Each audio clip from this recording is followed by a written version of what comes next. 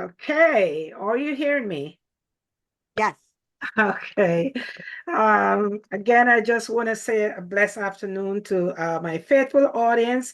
This afternoon, I have with me Jennifer Ginty. She's a single mom living with complex PTSD and depression from childhood abuse while in a therapeutic group one day, and she frustrated. So this is how my guest started out her idea of creating a Moody Monster to deal with her PTSD. So this afternoon, I have her here with me on Your Destiny in Disguise, and she's just going to share with us some of her experience growing up with depression as childhood.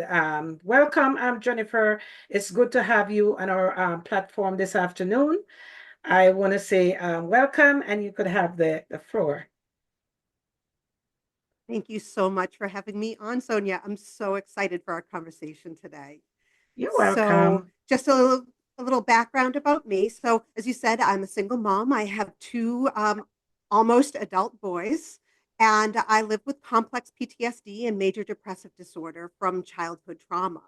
So, all the way up until I was 14, I lived with my abuser, and my older brother went to a trusted professional, an adult, and told them what was happening in our family.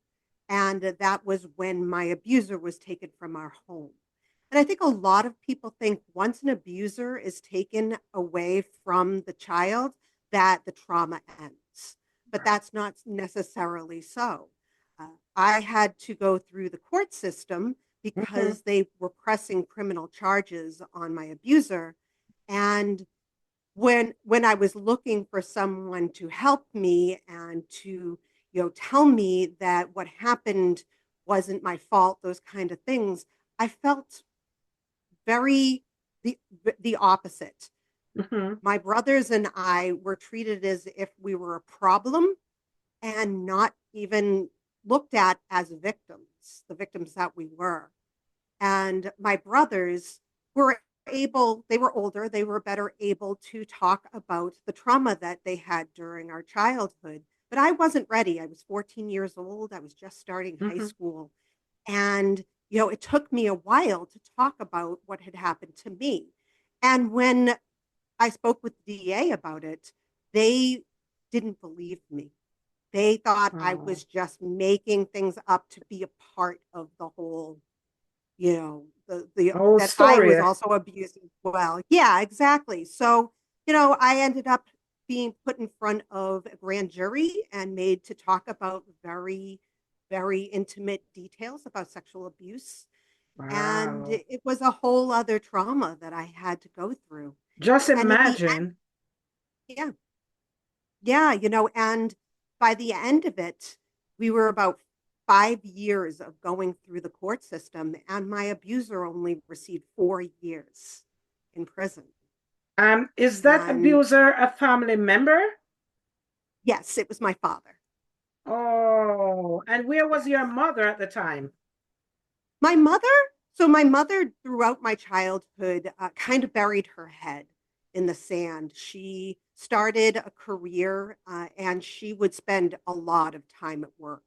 And I think that spending time at work and feeling productive and being a productive member of society was something that she felt more a part of than what was going on in our family.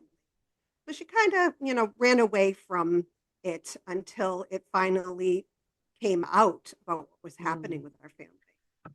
Not to budge into your what you're saying, but this is something that a lot of young people experience in their childhood, and they were afraid. They couldn't tell their parents. The parents would like run them away. It's not true, and so the kids would live with that hurt and that pain because there's nobody who believed them.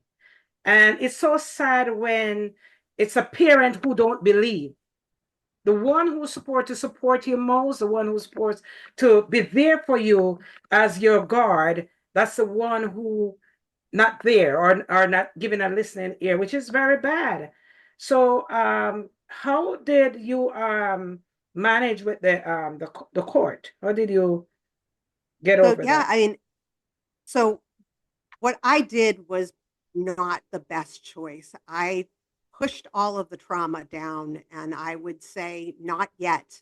I'd say, not yet, I'm going to college. Not yet, I'm starting a career. Not yet, I'm a mother now. So I would push off the healing journey that I needed. And one day, my brain just told me right now, you have to start this journey now. Hmm. And it was really scary. It was so hard to be forced into it because I'd spent most of my life just pushing it away and being there for other people Mm. and ignoring myself. Wow. Wow. So how did your brothers, you said it was you and your brother. Yeah. How did your brother cope? So my brother actually became a psychologist and he works with vets. So the PTSD that he has, he took that and he works with vets, older vets, and that has been so fulfilling for him. So we each took our different steps towards our healing journeys, and I think with my brother, he was able to see that he needed to focus on himself. Whereas I was the one in the family that when the abuse was happening, I chose to take it on and defend my brothers. Like I would throw myself on top of my brothers if they were being physically abused. I would yell at my abuser telling him, "You're not my father. I hate you." And Mm. so I was the caregiver for all of the family for the most part. It must be So I hard. learned yeah, I learned early that that's my role in life is to be the caregiver, and that's what I did. I cared for my friends, I cared for my husband, my children, but I never really looked inside and said I deserve to be taken care of as well. Oh, so the Moody Monster that you created, was that in that same moment you decide, okay, what the idea, where the idea came from to Yes. develop a Moody Monster? Yes. So in my healing journey, I've gone through so many different types of therapies. And one of them was therapeutic groups. And they've been so good for me. And one time I was in a therapeutic group and I said to them, I'm so frustrated with my symptoms. I wish I had a monster that I could rip apart and throw across the room, bang against the wall. And people in the group were like, yeah, you should have that. And Just like that, just like yeah, that. and I went home and I was like, I should have that. So I, put together this ragtag monster plush monster doll and I put the arms, the legs, and the heads with Velcro so that I Okay. could rip my monster apart. Wow. And How does yeah, that make you feel? I mean, it sounds unique in the moment. How does that make you feel?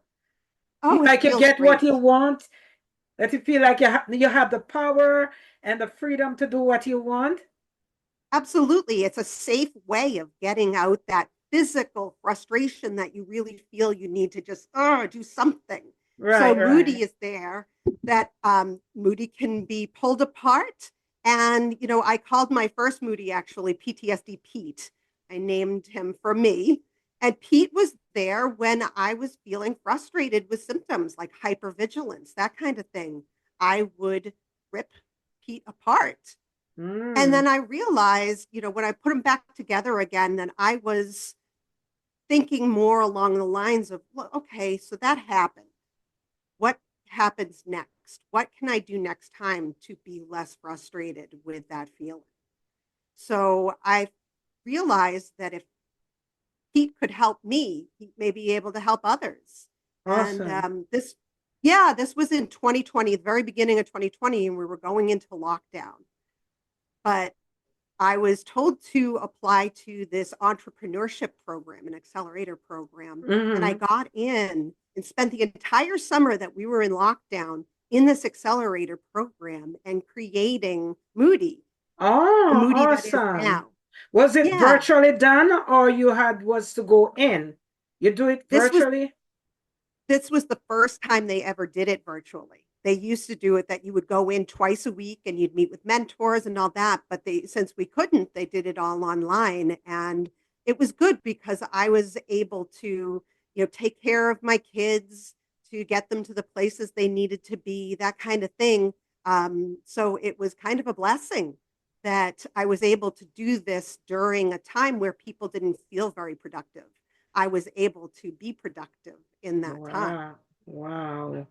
Awesome. So tell me, to make this Moody Monster, you have to go out and shop for the products to put it together, like a stuffed doll? So I actually order them through a manufacturer. Oh, So you yeah, have any in the room now can put yeah, on video? yeah. This is Moody. Wow. Hi, So Moody. Moody, Hi, yeah. Moody. So here's so you can rip off his head and throw it across the room. You can rip off the arms and legs, bang against the furniture, Oh, do whatever you need to do. But very it's really unique. is. Yeah, it's really the I thought of Moody in the beginning as something to tear apart, but in the end, I realized it's really something to put back together. Okay, so yeah, so the gist of it, okay, in my frustration, I have this thing I can, like a punch ball, and then at the end of the day, you become whole again. Just think of it that way. The doll, you can put back the doll, and you can see the doll as literally back together. So, which can, be an example of someone having a meltdown, have a breakdown, and they go through all these symptoms and diagnosis, and then become whole again. If you understand what I'm saying, become whole and Yeah, heal in society. So it's a great way of being creative in your situation.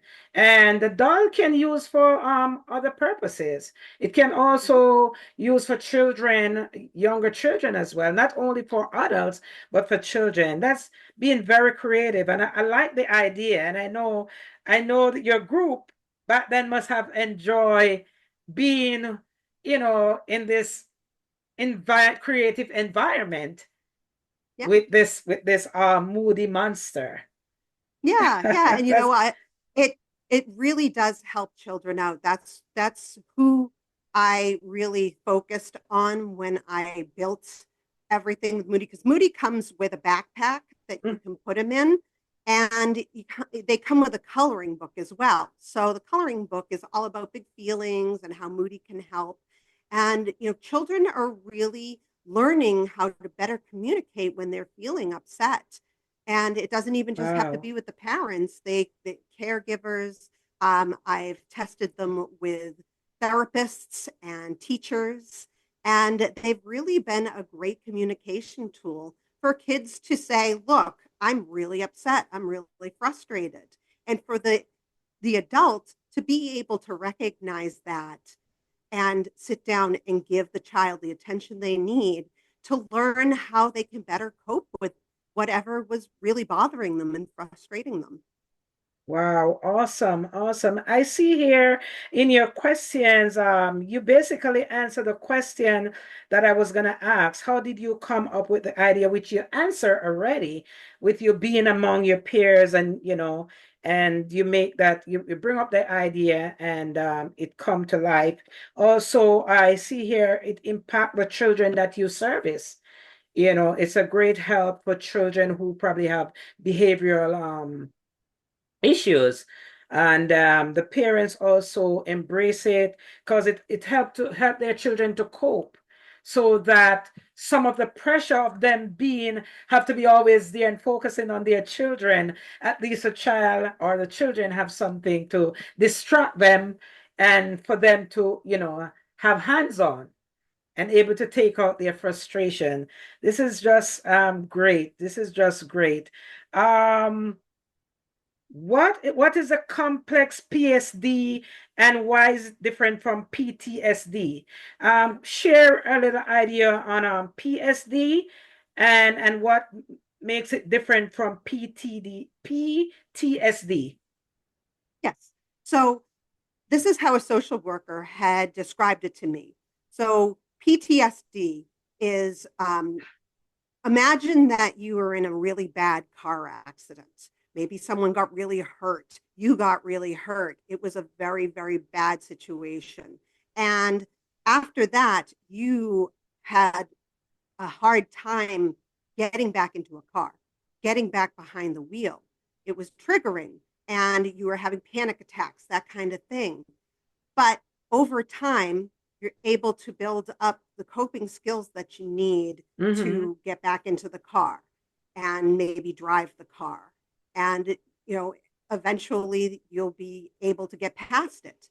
Right. Complex PTSD is when you've been steeped in trauma. Like you've Seeped. The word lived, yeah, seeped. like, yeah, like you've been living in it long term. Mm. So that's like childhood abuse or domestic violence, homelessness, that kind of long term trauma that just keeps happening day in and day out causes your body to change, causes body chemistry to change, causes the neurons in your brain to change, and causes you to live every moment of your life as if you're still in that trauma. Oh, are you able to like overcome that at some point in life? So yeah, that is the hope. But when I talk about my healing journey, I always say that I'm in the middle of my healing journey because I don't know when it will end, and that's okay. I do many different therapies that work specifically with PTSD, and I have, learned a large I have a toolbox of coping skills that I've learned through different modalities of therapies, such as DBT and EMDR. These are types of therapies that have been really helpful for me. And as I was working on Moody, I decided to create a channel on YouTube about Moody Talks. And what I do is I pick an emotion each month and I talk about the intensity that you feel, the body sensations. And then the next 3 weeks, I go through coping skills that I've learned that help me to better cope with the intensity of an emotion. So there's a lot of great different treatments and therapies that you can use to build your own special coping skill toolbox. While going through your own symptoms and raising two boys, how hard was it or how easy was it? And I just thinking it couldn't have been easy, but I don't know your story. So how hard um was It it raising wasn't the children? It wasn't easy. It wasn't easy at all because I didn't grow up with a, model, an appropriate parenting model. And it felt it felt very triggering to have a child and not know what it's like to be a parent that doesn't have, trauma that they will be like passing on to a child. It took a lot for me to be able to stand back and say the generational traumas that I've been through, I'm no longer passing to my children. And although it was very hard, it was important for me to start trusting myself and trusting my intuition and being the mom that my boys needed of me. Mm. I myself have experienced as a young age, and this is what mostly driven me to start my podcast because I experienced postpartum depression at a young age when I give birth to my that was my second child, but my second child and my first child was close in age. And that's when I start experiencing symptoms of anxiety and depression. I didn't understand what it was until I went to the doctor, and after I migrated here, I realized how vast mental health is in the United States of America, and how much the government here invests in it.